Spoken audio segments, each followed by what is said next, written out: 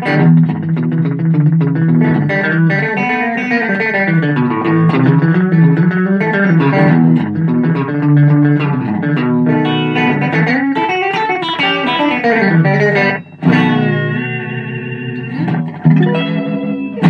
are we doing, YouTubers? Firstly, I want to say a huge thanks to all my subscribers. I've had a huge month, the biggest month I've ever had on YouTube. The video I put out recently on the 5 mistakes rockabilly players make is just absolutely flying. So I want to thank everyone for liking, commenting and getting involved. Today I want to talk about Rockabilly Guitar, another rockabilly based lesson obviously. And I want to talk about something that I get asked a lot, and that is, how do you switch from rhythm playing to lead playing and not get lost, not make mistakes? You know, what's the right way to do it?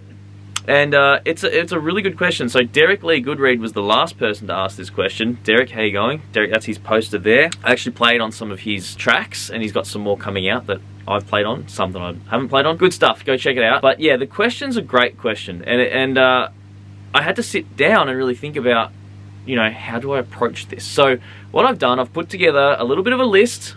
We like lists. Lists are good because it means we've got something to work through on how we can approach this. So I've got 5 things, and then at the end I'm going to show you an exercise as well that you'll be able to get the transcription for if you're a member of my Patreon. Okay, so let's get into it.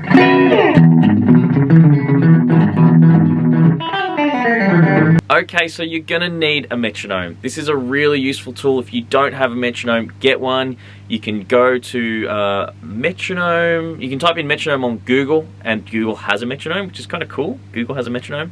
But I highly recommend getting yourself something like this or an app on your phone that dings a different sound, makes a different sound, it makes a different ding on the first beat of every bar. This is really useful. I'm gonna show you this. Okay.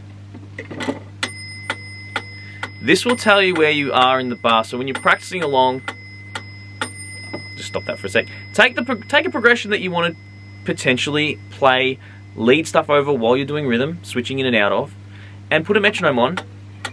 So let's say we're doing a bluesy knee. Okay, now we know where the 1 is.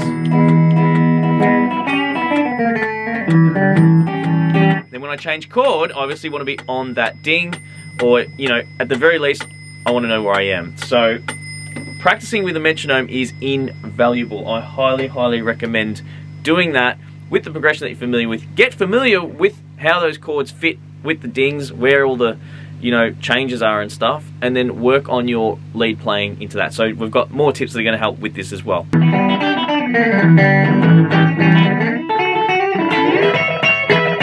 So number 2, incorporating the lead ideas into your rhythm playing and understanding where you are in the bar.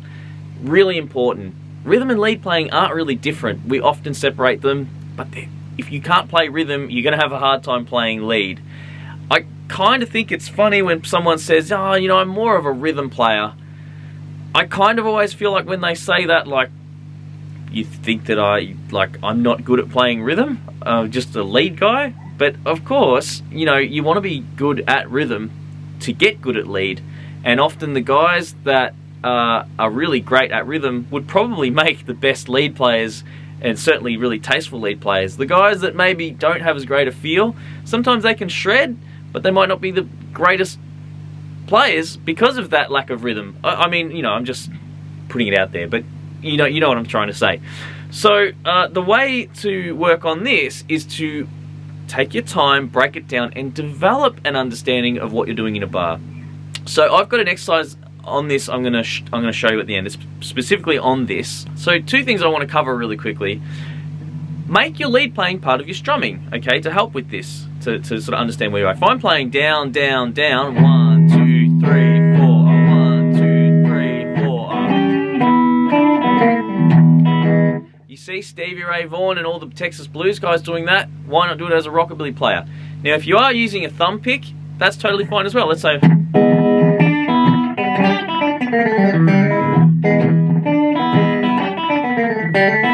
whatever I was going to do as a rhythm player there, I would do as a lead player. Instead, I'd switch into lead from that point that I'm grabbing a certain note, okay? So that will help you inherently know where you are in the bar, hopefully. But again, check out the exercise at the end, because that's going to break down what I'm saying for this one a little better. So whenever you're playing lead ideas in amongst rhythm, you want to take off from, I guess, wherever you want. It's not so important where you take off from. Like, I'm on an E chord, right? I'm going to start on that particular scale that I might use on that, or whatever I'm hearing in my head. But what's really important is where you're going, okay? So if I'm going to an A chord, I want to land on something relevant to A, or I might work the lick into an A chord. So for example,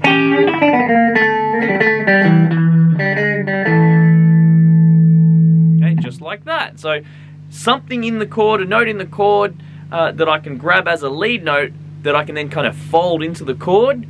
That's a really helpful thing. So definitely give that a go and keep that on your mind. Number 4, if you can't hum it, you can't strum it, okay? Or if you can't sing it, you can't string it. I don't know, make up your own saying, that's fine.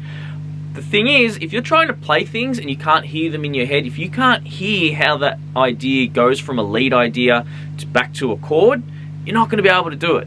And, you know, I submit that the best playing is really the sort of playing where the guy playing it, or lady or other playing it, is actually hearing what they're playing. That's always the best. You can tell the person's in touch. You know, I think when someone's playing ideas purely from rote, or things that they're not hearing, things that are maybe they've formulated, you can maybe feel that a little bit. Doesn't mean it can't be done well, but yeah, I think connecting with your instrument and being able to sing through your instrument is pretty much number one.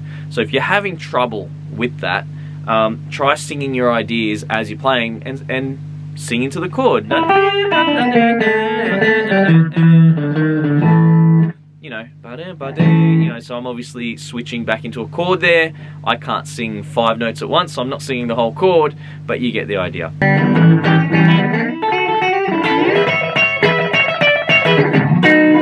Okay, number 5. This one's my advice to every student all the time with almost everything, but do it slow and figure it out, okay?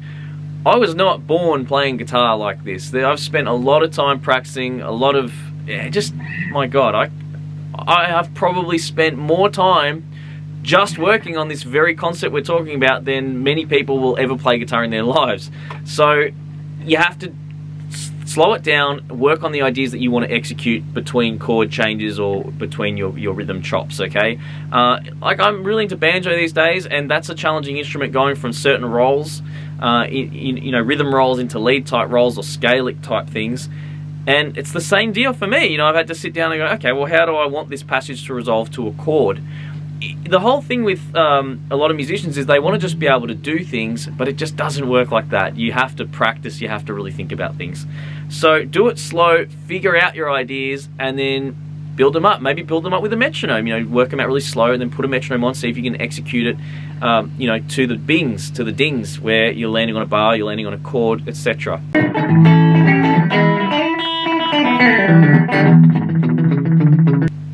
Okay, so now we're quickly going to go through the exercise. I'm just going to play the exercise. If you want a transcription of it, you'll need to be a member of my Patreon.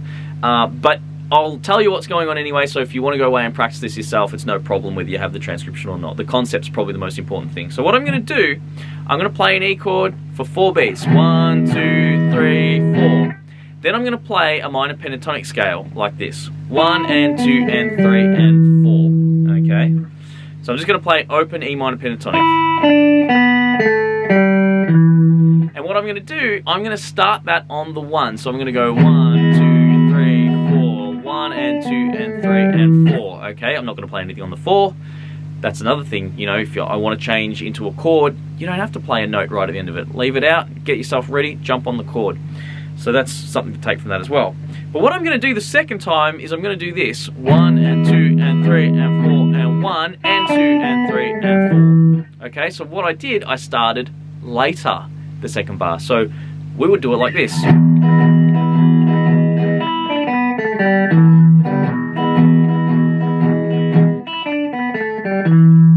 So I started on the 1 the first time, I think I did anyway, and the second time I started on the end of the 1, okay? So the next time, what am I going to try and do? I'm going to try and start the lick on the 3 of the next bar. So we're going to go 1, 2, 3, sorry, on the 2 on the 2 of the next bar. 1, 2, 3, 4, 1, 2, and 3, and 4, and okay. Then I'm going to try and start on, you guessed it, the 2 and 1, 2, and 3, and 4, and 1, and 2, and 3, and 4, and 1. Okay, and so on and so forth. I'm going to put that exercise up for my Patreon members. They can work through. But if you want to try that yourself at home, just make a lick and start it a beat later.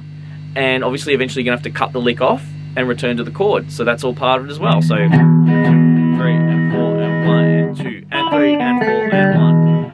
Try to keep playing the chord further into the bar as well. 1, and 2, and 3, and 4, and 1, and 2, and 3, and 4, and 1. Okay, etc, etc. So again, that will be there for Patreon. Speaking of Patreons, I've got to mention my latest patrons. I've done it a bit later in this video. I apologize to the patrons, but thanks for watching if you've sat here and watched it now. Jeff Redmond, Charles Carling, Ross Hepburn, Chris Eddy, David Martin, Damien A. Thorne, Neil S., Philip Tress, Florian McTanet, Stein D. Becker, and Niels Olsen. Thank you all for signing up recently and supporting the channel. If you do want to support the channel, you want to help keep the lights on, keep these videos going, and just help me make content, you know, financially and spiritually in spirit. It's such a nice feeling to know people back, you know, what you do. Yeah, check out the Patreon. There's a range of tiers. You don't have to spend your life savings each month. Just a couple dollars really helps. So the last little tip I'm going to give you, which I didn't plan, I didn't put on the list or anything, but transcribe stuff you hear that other people do, okay? Try and figure out, okay, or pay a teacher to figure it out for you. That's kind of what my Patreon's all about, really. Yeah, learn to play licks that you like, that you hear, that might be within rhythm, or whatever it is that you want to do. Find someone that does it better than you and learn it. That's how you're going to get really good, and I have done that with everything I've been interested in from day one. So that's it, guys. I'm going to play you out.